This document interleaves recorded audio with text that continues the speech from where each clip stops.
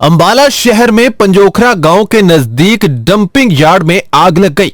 जंगल में सरकंडों में ये आग लगी। यही नहीं, यहां पर पड़ी हुई गद्दों की बची हुई फोम भी आग की चपेट में आ गई। आग लगते ही आसमान में दूर दूर तक धुआं फैल गया, जिससे आसपास लोगों में हड़कंप मच गया। लोगों ने बताया कि आग के कारण चारों तरफ बुरी तरह प्रदूषण फैल रहा है। आसमान में काले धुएं के गुबार नजर आने लगे। देर रात फायर ब्रिगेड भी मौके पर पहुंची और आग पर पूरी तरह काबू पा लिया गया।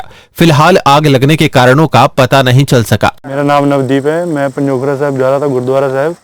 तो हमने देखा ये काला धुआं यहाँ से आ रहा है, तो हम देखने आए तो यहाँ पे पता लगा कि ये कचरा जला रखा है। तो ये जलाना गलत है, इससे हवा में पोल्यूशन हो रहा है बहुत ज़्यादा। आप देख ही सकते हैं काला धुआं कितने।